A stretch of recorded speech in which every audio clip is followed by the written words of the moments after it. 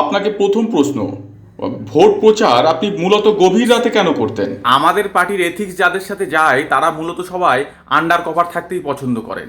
ওনাদের পেশা জনসমক্ষে আনলে ওনাদের পক্ষে ওনাদের সামাজিক কাজগুলো চালিয়ে যাওয়া খুব কঠিন হয়ে পড়ে।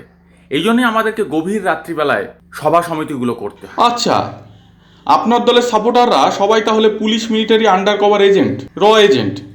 হুম, ঠিকই ধরেছেন। আমাদের দলের সবাই আন্ডার কভার, তবে ঠিক পুলিশ নয়, তারা সব চোর, ডাকাত, দু চারজন ঠগি টগিও আছে। বলেন কি, চোরেদের জন্য ভোট প্রচার? কেন?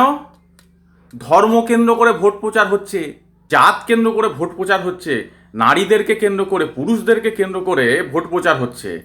আর চোর ডাকাতদেরকে যদি আমরা টার্গেট করে ভোট প্রচার করি তাহলেই অন্যায়। চোর ডাকাতরা মানুষ নয়। আপনি কি জানেন সমাজে চোরের অবদান কতখানি? চোরদের চেয়ে আপন আমাদের কেউ নেই।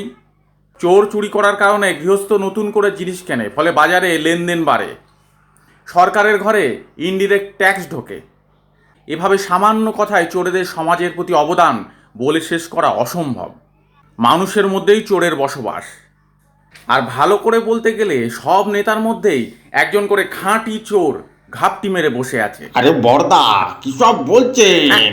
না, একটু ভুল হলো। সব নেতার মধ্যে না, মানে দু চারজন নেতার মধ্যে হলে অবশ্যই আছে, সবার মধ্যে নেই। আমার মধ্যে তো নেই। এবার তো রেজাল্টের পালা, কেমন ফল আশা করছেন?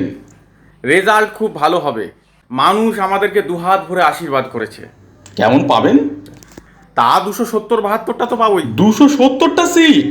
না না, না না, ভোট, ভোট, সিট না। তাই বলুন, কিন্তু আপনি যে বললেন মানুষ আপনাদেরকে দুহাতে আশীর্বাদ করেছে। আশীর্বাদই তো বললাম। যেখানেই ভোট চেতে গিয়েছি সেখানেই মানুষ বলেছে আশীর্বাদ যত চাইবেন দেব, কিন্তু ভোট আপনাকে দিতে পারবো না। আচ্ছা, কিছু মনে করবেন না, কানাঘুষো শোনা যাচ্ছে আপনার নিজের বউ আপনাকে ভোট দেয়নি। বিষয়টা কি সত্যি? কে বলেছে? কে বলেছে এই কথা? কে বলেছে?